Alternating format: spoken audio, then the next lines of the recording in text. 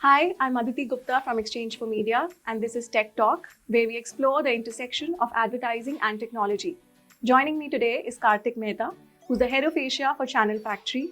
Welcome, Kartik. And without wasting any time, let's dive straight into the ever-evolving world of YouTube advertising. Wonderful. My first question. Thank you, Aditi. First of all, thank you for having me on the show. It's great to be here. Thank you so much. My first question to you is, how are YouTube's evolving advertising formats like streaming ads or in-feed ads and shorts ads helping brands target specific segments of audiences for more effectively, and especially if you look at this year? So if you look at the overall ecosystem on video advertising, there is no platform that remotely comes closer to the reach that YouTube has to offer in India. Imagine like 450 plus million users. It's roughly about 40% of the adult population in India is on YouTube. With that being said, we all know, whether it's Gen Zs, lesser of millennials, but if you look at the Gen Z audiences, shorter attention span, very short attention span, everything is snackable media for them. And hence, you've got over 1 trillion views coming on YouTube Shorts as we speak, and it's growing. And that's the way, YouTube as an ecosystem has evolved. Whether it's long form content, whether it's originals being hosted on YouTube, or whether it's short form content that's available on YouTube Shorts.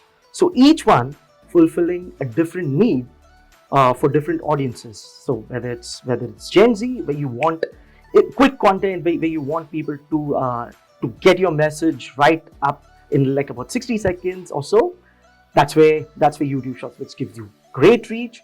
And at the same time gets your message across. But then you've got long form content which is being there. You even have originals which are being hosted on YouTube and so on and so forth. So each of these formats address a certain need, for a marketer, for a brand, and also for different audiences.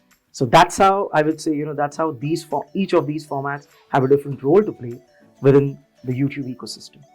Wonderful. And it's the world of AI, of course. How is AI-driven personalization in YouTube advertising improving ad targeting and performances? And also, what impact does it have on creating more relevant and engaging experiences for viewers? Brilliant question. I think I'll take the second part of the question first on how do you make advertising more relevant for audiences on YouTube.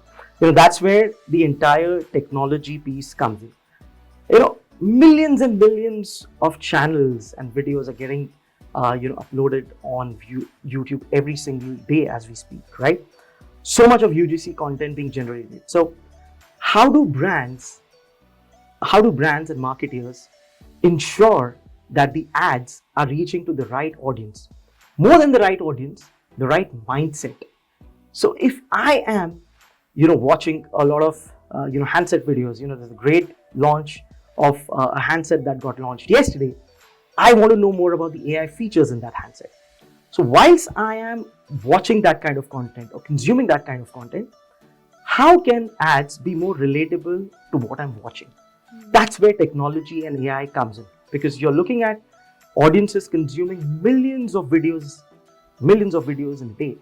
And how does AI come in to personalize the kind of messaging that that's closer to the content that a user is watching?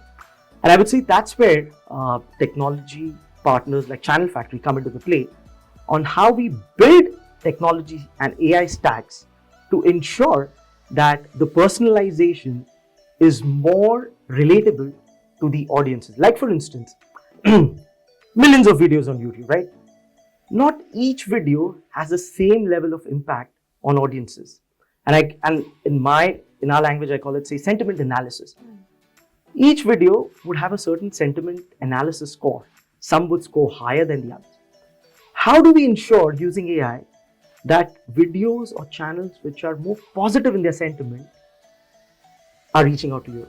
Your audiences are more watching those kind of videos. So that's where this entire piece of AI and technology comes into play on YouTube. Great. And coming to the brand safety, how does brand safety and contextual targeting on YouTube help in improve ad performance and ensure that ads appear in the right environments? Great question. So for us, we've been, we've we've been YouTube measurement program partner for the last for the last few years now. And the entire ethos on what Channel Factory does is to ensure that brand safety is table stakes. That's not compromised, because you cannot reach out to a viewer or a consumer when the content or the environment is not safe for him. Yeah. So that's table stakes. That's something which is given. You can't do anything without keeping brand safety in mind. But at the same time, because there's so much of UGC content being uploaded and generated, on that, it's definitely, if you look at it, it's definitely impossible for human eyes to look at everything. Yeah, on the back end, it's not going to be possible. So that's why AI efficiency is coming in to ensure that you're looking through everything that's being uploaded on YouTube and ensuring there is brand safety at a hygiene level. And then on top of that, that's how I call suitability. Suitability is, brand safety 2.0 is what suitability is all about. And suitability rests in the hands of the brand or the marketer. What kind of content does a brand want to align itself into? The brand values need to echo what the content is. And if it doesn't, it's not suitable. So it is in the hands of the brands to understand what kind of content, what kind of creators, what kind of categories do they think aligns with their brand values and put their ad dollars in it. Unfortunately, from my lens, when I look at India, we're still not up there. We're still not up there in terms of brands understanding. I'm sure brands understand what their brand values stand for, but how do those brand value, sync up with the content that's available there on YouTube? That's the missing piece which is there even today. Because here in India, it's a price game, right? So I want this to come to me at the cheapest price. Okay, but what are you compromising on? Are you compromising on your brand values? The problem there is long-term brand erosion. Yeah, and brand loyalty suffers because of that. And that's a problem. That's a problem here. Okay. That brings me to my next question. It's around, this is a world of social media, and we talk about brands advertising, they just don't want to stick to one platform. So how can brands effectively manage cross-platform advertising campaigns across YouTube, Meta, and other social media platforms to reach a wider audience and get better results? Excellent one. So, as we said, we're all consumers. We're all consumers, right? I might be in a mood to watch series right now as here, but maybe in the evening, I want to switch preferences. I want to watch something else. I want to consume something else. At night, maybe I want to go to a platform and I want to have social interactions. So again, very diverse, diverse preferences that consumers have. And how can brand be a part of each of these viewership trends that are happening across in the life of a consumer? And that's where each platform has a different role to play. The consumer's life, whether it's laid back experience in the living room. You've got the OTT play there, or you've got people that are just wanting to lay back and watch certain content. But when you have to lean into, read something, interact with something, then that's a different kind of platform and a different kind of use case. That's available. And my take is definitely there's a host of platforms that are available for brands to invest their dollars in, to reach out to the audiences. But then again, it's all about what the preferences of the audiences are, what's the use case for each of these platforms in the consumer's life, and how do brands play a role in all these platforms. So definitely, one platform will definitely be preferred over the others, but each one has a role to play, and each one has its own nuances and advantages and disadvantages. Absolutely. But out of curiosity, which platform do brands mostly opt for? We want to definitely be here, if not there. See, the way I see it from my lens, and this might look to be slightly more skewed or a biased answer. But data suggests today it's pretty much video. It's pretty much video where the eyeballs are. It's pretty much video where people want to consume content, whether it's short form, mid form, long form, whatever it is. So it's pretty much the world's moving or has already moved towards the video platforms. And as I said at the beginning of our conversation, if it's video, it's got to be YouTube. I'm sure there's a second or a third, but when it comes to the first player, I think it has to be video by default. There is no other option. Okay, so now you've told us your preference and brand's preference also, it's clearly YouTube. Let me ask you, what metrics are being used to measure and improve the performance on YouTube? So see, different categories of brands would have different measures in terms of how they measure effectiveness, return of investments, going say on a platform like YouTube. But by and large, because of the user base that I spoke about at the beginning of the conversation, it's reach. How do you reach out to the audience at the right moment, at the right time, in the right kind of content category, and so on and so forth. So by and large, we are looking at reach as more or less as your primary KPI.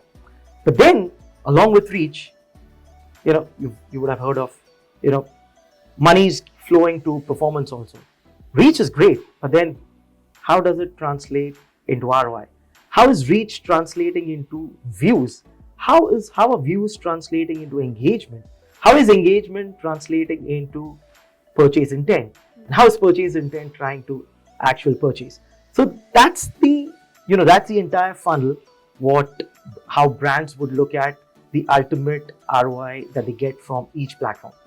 But by and large, reach first, views next, and everything else comes thereafter. Great. This brings me to my last question now, and there is so much buzz about connected TV advertising also now.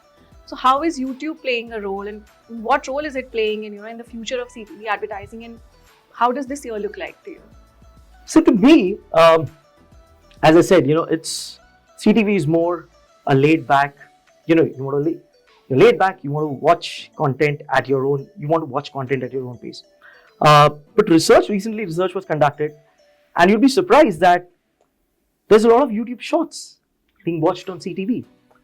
Now, that is not what CTV was supposed to do, right? CTV was more laid back experience. I'm in the living room. Okay, that's where I want to watch CTV. But then there's a lot of shorts being consumed on CTV as well. So having said so, there's a fundamental mindset shift that's happening with consumers also, where they're wanting to watch content on CTV, whether it's long form, whether it's series, whether it's movies, or whether it's just short form content when they are in the living room. And to me, I would say today YouTube is TV, because there's so much of content being consumed on YouTube, whether it's short form or whether it's series or whether it's the originals.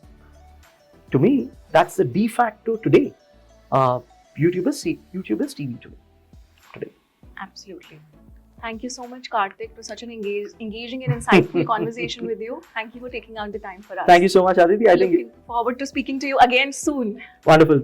It was great. I wish the interview could have lasted longer, but thank you so much. Thanks for your time. It was lovely. Thank you so much.